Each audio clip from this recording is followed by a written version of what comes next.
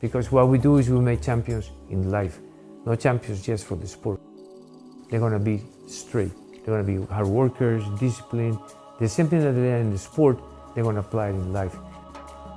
You could have the best vessel in the world. If you don't have the right gasoline, the right attitude, that vessel won't work.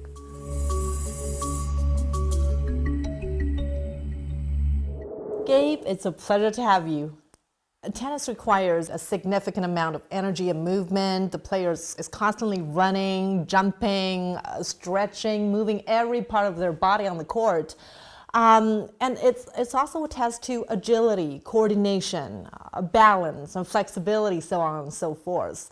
So for those who might be new to the sport, what is the ideal age to start learning or practicing, and how easy or difficult is it to begin with? Tennis is considered the second hardest sport to learn. It's very technical. The hardest sport supposedly is boxing. The second hard to learn is tennis. Now, it is, for me, to develop a player, to develop a champion, it's better to start very early. Say, today there are players that are starting at 4, 5, 6 years old. It's a matter of training with a lot of volume, which means playing once a week is not good enough. If they want to be good, they're going to have to be playing more hours, more volume. So to start at an early age, to specialize in the sport is very important. We call it a windows of trainability. When they're young, they're able to assimilate more the training. Tennis is a sport that requires agility. Agility is to be able to start, stop, change direction. That's what agility is about. And tennis is a sport that is basically the whole body, because you have to use your lower body, you have to use your core, and also you have to use your upper body. So it's a very complete sport. Now, as you said, tennis can be a great cardio workout, and it also keeps the mind busy. For example, the player is highly concentrated on the games at hand, and then there's a high degree of focus, and then quick thinking, strategic thinking, making decisions, split seconds reactions. Do you ever feel exhausted after playing, physically and mentally exhausted? Both, because tennis is a very mental sport. It's like playing chess but at a fast motion. It teaches them to think very fast. It teaches to make decisions quickly. Also to make decisions when they're tired, under pressure. It demands a lot more out of your brain, of your head. So sure, after the match, you're physically and mentally exhausted. It's interesting because sometimes after the matches, you try to talk to the players, and a lot of times they need to calm down, wait about an hour, relax to be able to assimilate the instruction. Because right after a match, they're very fatigued. You dealt with a lot of the successful players, athletes in the world. You coached Maria Sharapova during her early days.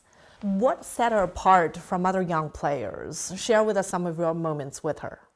From the very beginning, you could see that she was special. I mean, like the very first time they stepped on the court, she was 9 years old. I didn't know her. And she steps on the court and she goes, "Gabe, what am I supposed to accomplish today? What am I here for today? What am I working on?" And I said, "Maria, I need to see you playing under pressure. Basically, I need to see you playing a match." "Oh, you want to see me play a match? I'm ready." So I got a very tough match. And the very first ball that she wins, she looks at me and she goes, "Davai!" She was 13 years old. We were playing Orange Bowl, which is one of the biggest junior tournaments in the world. And she was playing Bertoli, very good player. She lost 6-love, 6-love. And this is in December. So in January, I'm going to say, "Okay, Maria, we're going to work on your serve." Because what happened against Bertoli, she was returning on top of the line. That cannot happen again. And she goes, "Gabe, I don't care about beating Bertoli. I'm practicing to beat Serena Williams." And Serena was already #1 in the world. In her mind, she was playing Serena since she was 13 years old. But the way she trained was with that purpose. And every shot she hit on the court had a tactical intention against Serena. So when she played at 18 years old, when she played Wimbledon, that she beat Serena, she played a match in her mind at least 5 years. Every time she trained, she was in her mind, she was playing against Serena Williams. But that's the way these players are. The way they're focused, the way they train, all of them are the same. I mean, the level of concentration, the level of imagining, because basically they, in the other side, they imagine the play that they're playing against. Your success in coaching world champions and top-notch players highlights this combination of not only physical strength, but also mental resilience. What is the role of sports in helping develop a healthy mindset? I'm talking to many children that came for the book signing, and I was asking them what was their dream. And I was very happy and very surprised that all of them without exception said that they wanted to be champions. They wanted to be number one in the world. And when they think that way, they're thinking big. So I asked them, okay, what does it take to be number one in the world? And right away, all of them told me, oh, we have to work very hard. We have to be very resilient. On the court, we have to give 100%. All the values that you want in a person, not only in a child, but in a person. That's what these children were telling me. And I was very excited to hear that. Their mind is working already so fast and they're working ahead, but they're also mature enough to know what it takes, to be a champion. Discussions surrounding early education. If you were to give an assessment or a comparison, what is the difference between talent and potential? And that's the best question. Really good question. People use the same term like it's the same thing, talent and potential, and they are two different things. Talented is very easy to recognize, because when you have a talented player, first we look at their genetics. Are they going to be tall? Are they going to be strong? Are they going to be fast? Because you can see, you recognize that very quickly. Then the other component of talent is the cognitive abilities. Can they see the opening on the court? Do they see the opponent's weaknesses? Can they anticipate the play of the opponent? That we as coaches recognize very quickly. But the part that is a little tricky is the potential, because potential has a lot of intangibles.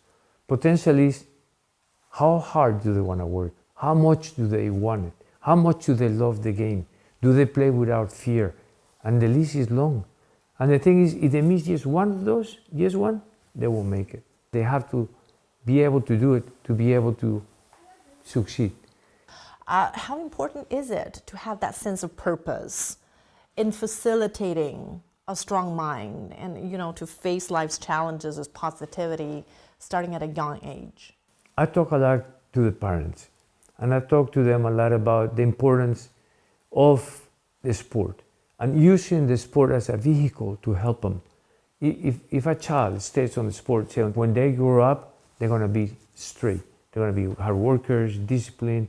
The same thing that they are in the sport, they're going to apply it in life. Because what we do is we make champions in life, not champions just for the sport. When I say I make champions, I think I made thousands that today are very successful lawyers, very successful doctors, very successful tennis players, successful, there were few. But I made champions for life. So that's one thing that from the very beginning, we try to make them independent thinkers. And that's something that helps a lot. Not today when they're young, but tomorrow. They have to be independent thinkers. They have to be able to rely on themselves. And that's what tennis does for you. You've seen the rise of prodigies and the fall of stars. I mean, victories and defeats are just common sights on the tennis courts. And that is the same for any sports in general. How have those experiences inspired you and your players, and how could they apply these feelings and these benefits to overcome life's challenges with perhaps a sense of positivity? There are many ways.